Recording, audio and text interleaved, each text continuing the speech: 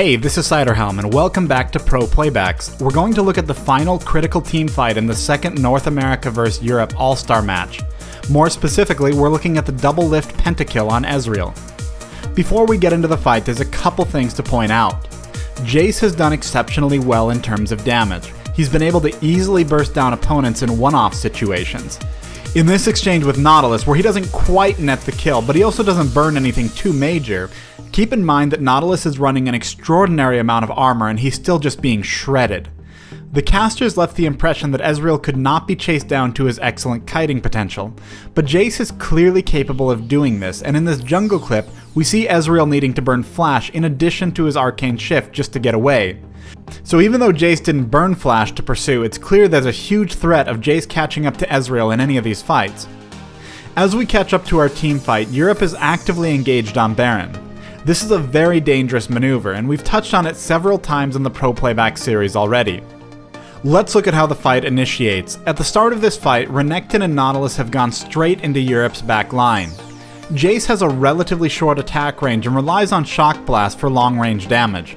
This means that his damage can be largely blocked off from squishier members of North America with this body blocking from Nautilus.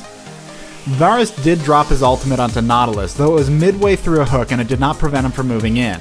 His Chain of Corruption will only immobilize Nautilus and Renekton, both of whom can survive the damage, especially with the Nautilus ultimate that just knocked up Jace and Varus. Europe has engaged with both Zac and Jarvan directly into the back line.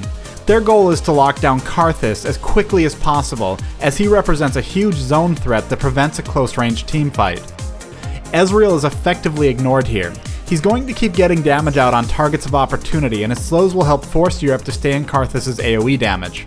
Though Nautilus and Renekton were able to back off, Zac and Jarvan have had a much more difficult time due to the sheer number of slows, including Thresh's ultimate. And Karthus is still alive, in part thanks to his activation of Seraph's Embrace.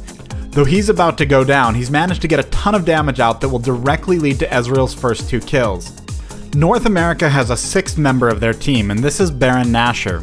While Baron is engaged, he will attack the closest enemy to himself, and these attacks have primarily been directed towards Europe. Like Ezreal, Jace really hasn't had to go head-to-head with anyone, but normal attacks from Baron have been bringing his health down, and this will be important. One more thing, Ezreal can very quickly lay down more damage, but Jace relies on more deliberate Shock Blast casts for his long-range damage. He's just field goaled the Shock Blast, and this is a big chunk of Europe's potential damage gone. Varus has moved into a very aggressive position in an attempt to bring down St. Vicious and push their perceived advantage. With Jarvan blocking him, he's fairly safe from Ezreal's damage, but he's not accounting for Karthus' post-death damage in the form of his lay waste bombs. Between this and Karthus' ultimate, he's going to lose most of his health right off the bat. Let's look at a couple things here. Ezreal was able to reposition here by using Arcane Shift over the wall. As with other blinks, using it over walls at the right position lets him move further with it than is possible in open terrain. Now for Jace, he's fired a second Shock Blast, and again this is going to field goal. Because of the current health of everyone on blue team, I'm almost certain this fight would have gone much more in Europe's favor had one or both of these Shock Blasts landed. But this isn't actually the big thing that matters here. When I brought up that Jace is able to catch up to Ezreal despite Ezreal's mobility and kiting potential, this is exactly where it's important. Jace has Flash, Ezreal does not. Lulu has Flash and can polymorph and slow Ezreal, as well as shield Jace. And Varus is about to revive from Guardian Angel with his Flash as well. If Europe wanted to win this teamfight, they needed to go onto Ezreal and outplay him. If they were on their game, they would have won. The rest of this fight is cleanup. There's just too much crowd control to prevent any serious takedowns. Alex Each needed to carry his team and he didn't. He did a fantastic job through the game and he's obviously a very skilled player, but what happened in this teamfight lost them the game and ultimately left them in last place in the All-Star matches.